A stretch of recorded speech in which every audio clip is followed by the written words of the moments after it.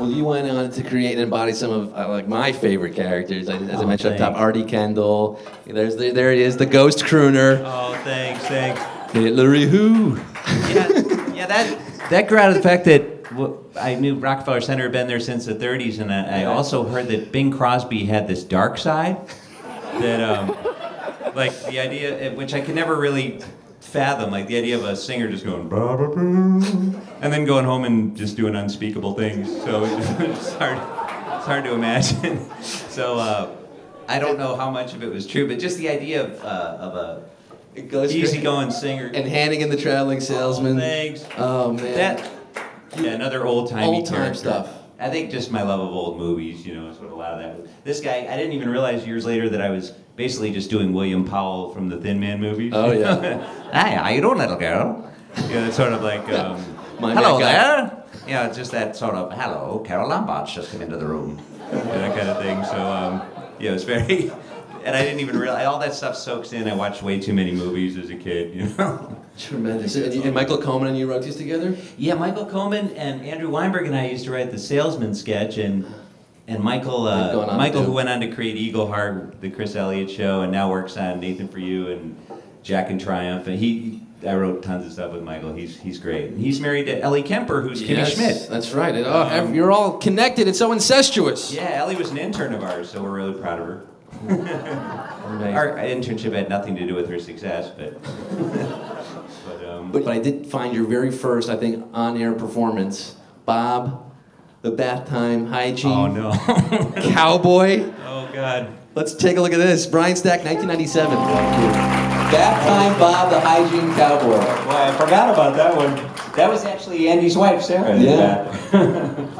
Sarah Tharp. Yeah. That was not a recurring character. No, it was like, that was one of the early sketchy finding yourself characters. But like all my characters, he hates himself. Yeah. All your characters share this sweet veneer, this charming, facade, and then with this dark, horrific inner life. Yeah, that was pointed out to me in retrospect. Do you notice all your characters hate themselves? Yeah. And I was like, I should probably talk to someone about this.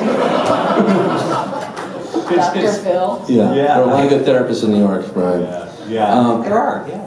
You made your final appearance after 18 years on April 2nd on Conan, and they showed a montage of your clips, and it was very touching. How difficult was it to do that final show? It was really nice of them to do that. I was so surprised, because first of all, I didn't think they could show the old late night clips, and so that was a nice surprise. And then Conan, was so nice to have me come out and do the Interrupter again, which I did not expect to do. And so yeah, it was bittersweet leaving. It was hard to leave, but it was so nice of them to do that little send-off. 18 years with Conan. How close were you able to get to the guy? I mean, would you hang out with him outside of the show, or you and your wife and his wife go for double dates? I mean, I feel like I think of him as a friend. Although it's funny, we had this relationship with the writers where he would jokingly abuse us, and it was always very affectionate. But sometimes you'd have a reporter or someone who was visiting and would just think it was very straightforward and sincere abuse. And it was always done with affection and jokes. Like he'll say,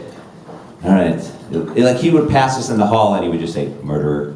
That was basically our relationship. There was no, or just be, So that's kind of the dynamic with the writers. It's just, or he'd come in and there'd be 3 of us or 4 of us on a couch. He'd go, oh, it's a Mount Rushmore of incompetence. And, but it was always a joke, but I never knew how to handle it when he was genuinely complimentary. Like, hi Brian, I really enjoyed that sketch. Okay, what's the catch?